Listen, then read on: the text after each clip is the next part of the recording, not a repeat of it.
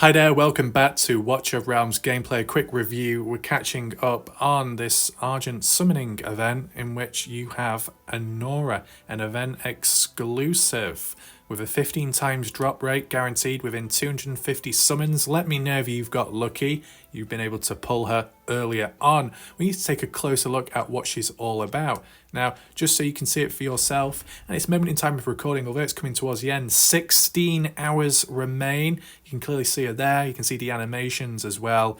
Very good, like frost, the ice, the visuals, good quality by the likes of Watch of Realms with their creation. I'm going to be taking a closer look shortly, but I want to see what this trailer's about. Don't know if you've seen it before. Let's see. The blood of the ancients has brought me back to life. Being awoken. Summoned. My love, I'll give you Wow. more. Hopefully the sound's okay. I did have to turn it down a bit whilst I'm talking. My hero.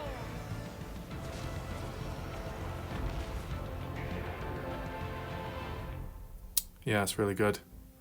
Then we've got the slow visual there. Very detailed, crystal clear too. I believe she's a mage. Yes, a mage, magic. So, if we can, we need to take a closer look. Already, very good. Part of the cultist and esotericist. The wings at the back, like a dragon, of course. Up close.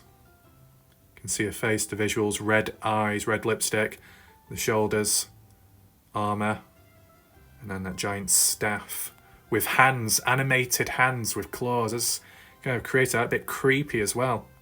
Winged. And the nice shiny visuals around her aura and presence. So she's a mage, does magic damage. So if we go to the story bit there, twin souls entwined in frost and fire, love is boundless, love is pure. Northern Bard. In the frozen expanse of Tia's northern tundra, where the icy winds howl and the landscape is painted in eternal white, being of eternal beauty and unmatched power, soars in harmony with her soulmate Anora, a silver seraphim. Okay, so we've got quite a long description there. Has it been reviewed? Not yet. Maybe that will take some time. Awakened. Of course, that's important, but you know, you'd be lucky to get her once at least, and you can only get her once you've summoned her, and then after that, it would just be by chance and luck, depending what event you participate in. Noxious Breath. Does it give that? Deals 20% magic damage per second to up to 8 enemies in range. Airborne units take half the damage instead. So it's good that it targets air units as well, but mainly prioritising in terms of damage to the ground units. I think the important thing at hand here is that 20% more damage per second when there's up to at least 8 enemies present. And if you, I don't know if it would work, but if you had that artifact where it increases damage in general by 25%, but increases damage received by 25%, could build a bit of a glass cannon build in a way. Immobilized state, immobilized, unable to move. That is very important, especially when you've got waves of enemies and you need to do crowd control. Yeah, you got freeze, you got stun, but immobilize, even better. What else do we have? Labour ignores 15% of enemies' magic resistance. That is good for the higher level content, of course.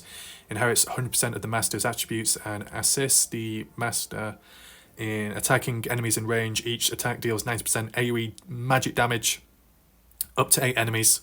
That's nice. I think 100% would have been better, but there might be some upgrades along the way.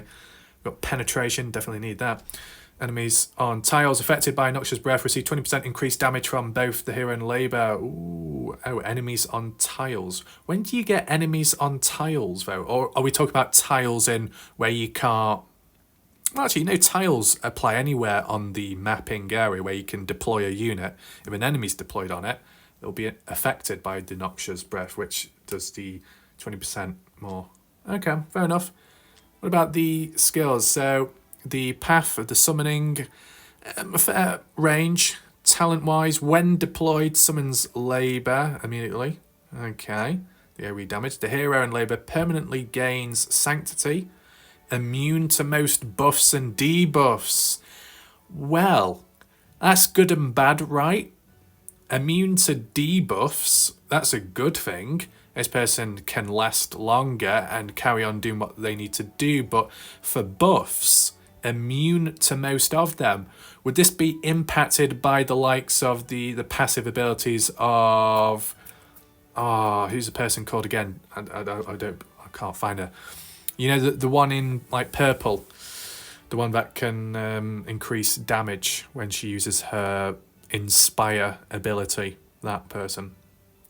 Yeah, and then any of the other units that can increase or improve regeneration or speed up of rage regen. Give and take, I guess. Deals 90% AoE magic damage up to 5 enemies. And then I guess on top of the other 90% when there's up to 8 enemies present, you can double 90.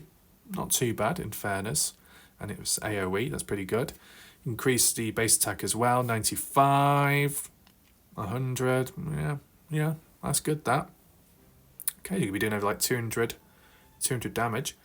Percent wise, Worm Dive, when activated, Labour immediately deals 360% AoE magic damage and up to 10 enemies in range, then increases Labour's damage by 110% during the ultimate, lasting for 20 seconds. 20 seconds, that's really good, that. Nice visual as well, as you can see on screen. Actually deploys the dragon itself visually. That's really good, that. And the way it just slams down on the ground and takes out the enemies. Something like this you would like to see and could be used in the likes of Gear Raid 1. And at this moment in time, Gear Raid 1, you got the challenges to complete in order to get fragment shards of that legendary character in the background. Which is called Helga or something. Yeah. When attacking, Labour has a 10% chance to generate noxious breath when the ultimate is triggered. Okay.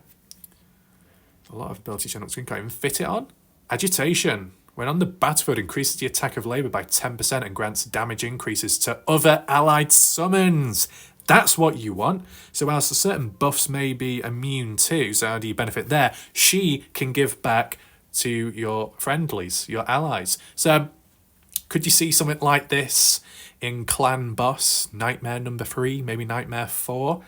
I mean, there's no harm in experimenting, right? If it can increase the damage of other people around who've been summoned. I don't know if they need to be summoned before or after Anora, but this being a passive, the Labour attack does increase as well here too. That's really good. Damage increase. Does it say exactly how much, though? Damage 10% takes effects only when stronger than the current buff debuff on the same attribute. So I guess like one at a time, I'm guessing.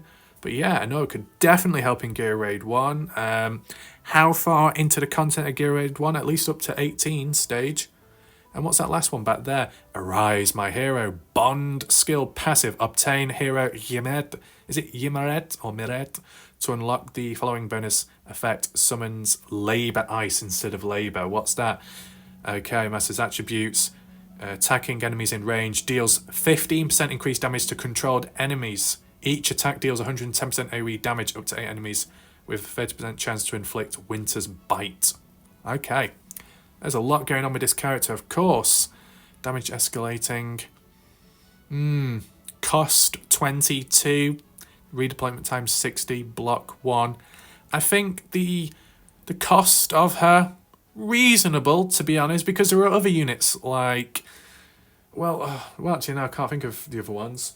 I mean, Greed is 22 or 25 the cost there, so some do take longer, but, you know, if you do the damage, it's worthwhile. Would you summon her immediately on the battlefield? Maybe not. You'd have to deploy possibly like a Guardian Shield unit, like a Baron, and then bring in Anora, and then bring in whoever else. Depends what type of order you do things in, but yeah.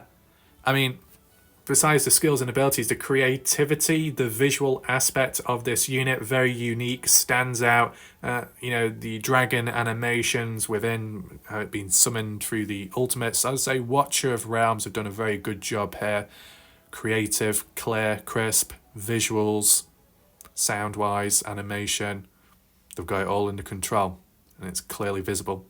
So good luck to anyone that has been able to pull Anora, or even in the future, depending when you come across this. Good luck if you get Anora, and let me know how she feels to you. I haven't got her right now, but you never know in the future Hero details, just a few extra stuff there. If we do max level, this is what you'd anticipate to see. Great amount of HP. Kind of a low base attack, but you could get that up a bit.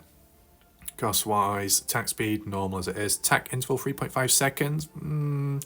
Crit damage 150%. Is it normally 150 or is it normally 100? Nevertheless, not too bad. So there we go. Thanks for watching. Let me know your thoughts down below.